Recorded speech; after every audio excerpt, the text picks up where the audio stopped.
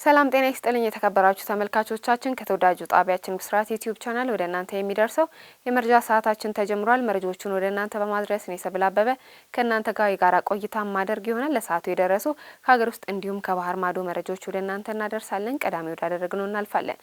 በኢትዮጵያ የስኳር ህመም ካለባቸው ሰዎች 70% የሚሆኑት በሽታው እንዳለባቸው አያውቁም ተባለ።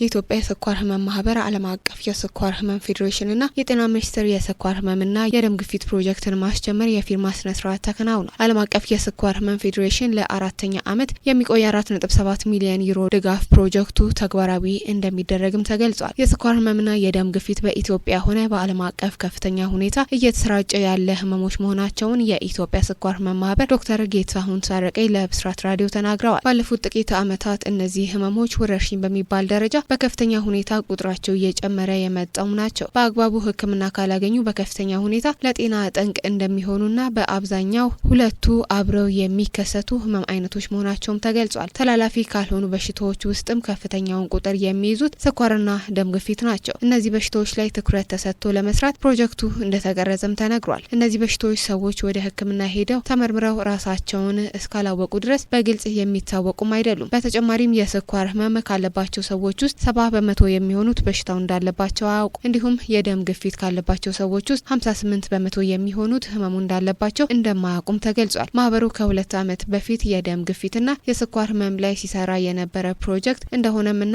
ጥር 14 ቀን ፕሮጀክቱ ማስጀመሪያ ፊርማ ስነ ስርዓት መደረጉን ዶክተር ጌታሁን ታረቀኝ ጨምረው ለብስራት ራዲዮ ተናግረዋል ስትል ምህረት ታደሰ ዘግባለች። በወልቃይት ጠገዴ ሰቲት ሁመራ ዞን 12 ኩንታል ሀሺሽና ህገወጥ የወርቅ ማጠቢያ በቁጥጥር ስር ዋለ።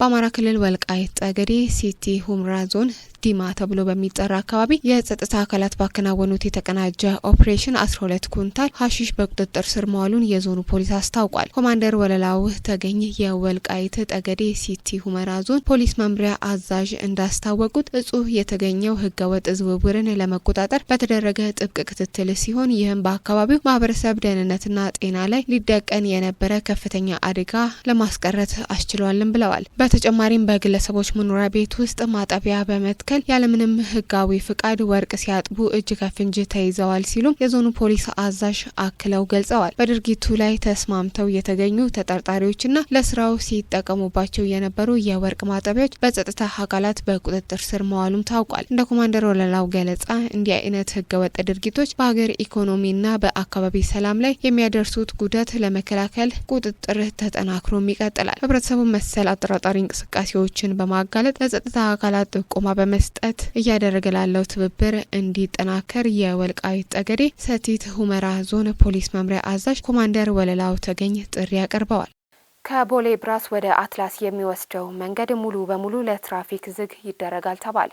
የአዲስ አበባ ከተማ መንገዶች ባለስልጣን ከቦሌ ብራስ ወደ አትላስ እየተገነባ የሚገኘውን የኮሪደር ልማት በአጭር ጊዜ ውስጥ አጠናቆ ለአገልግሎት ለማብቃት በከፍተኛ ርብርብ እየሰራ ይገኛል። በአሁኑ ወቅት በቦሌ ብራስ ወደ ኤርናሞል በሚወስደው የመንገድ ክፍል ላይ ተደራቢ አስፋልት የማንጠፍ ስራ እየተከናወነ በመሆኑም ስራው እስኪጠናቀቅ ድረስ መንገዱን ሙሉ በሙሉ ለትራፊክ እንቅስቃሴ ዝግ ነው ሲሉ በአዲስ አበባ ከተማ መንገዶች ባለስልጣን የህዝብ ግንኙነት ኃላፊ አቶ ኢያሱ ሰለሞን ለብስራት ራዲዮ ተናግረዋል። በመሆኑም አሽከርካሪዎች ያንኑ አውቀው አማራጭ መንገዶችን እንዲጠቀሙ ባለስልጣኑ መስሪያ ቤት አሳስቧል። በመሆኑም አሽከርካሪዎች ይህንኑ አውቀው አማራጭ መንገዶችን በመጠቀም ለግንባታው መፋጠን የተለመደውን ትብብር ሊያደርጉ ይገባል ሲሉም ኃላፊው ለብስራት ራዲዮ መናገራቸውን የሳምሬ ስዩም ዘገባ ያመለክታል። ተመልካቾቻችን ከሀገር ውስጥ የነበሩት መረጃዎች እነዚህ ነበሩ። አሁን ደግሞ ወደ ባህር ማዶ እናልፋለን። በደቡብ አፍሪካ ፖሊስ እስካሁን የወንጀለኞች ቡድንን ማሸነፍ አልቻለም ሲል የፖሊስ ሚኒስተሩ ተናግሯል። በየቀኑ በአማካኝ 63 ሰዎች ይገደላሉ።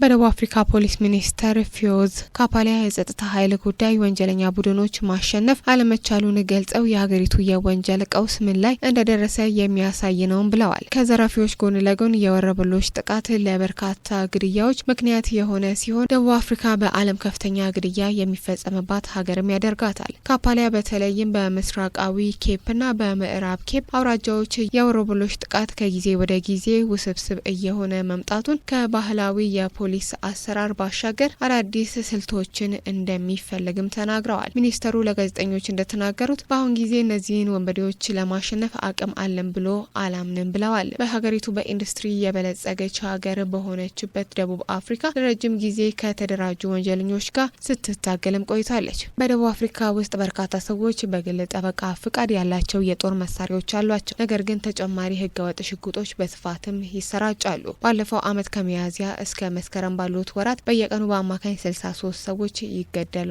እንደነበረ የፖሊስ መረጃም ያሳያል። በግሪንላንድ ውዝግብ የአውሮፓ ህብረት የጋራ ጦር እንዲፈጠር ስፔን አሳስባለች።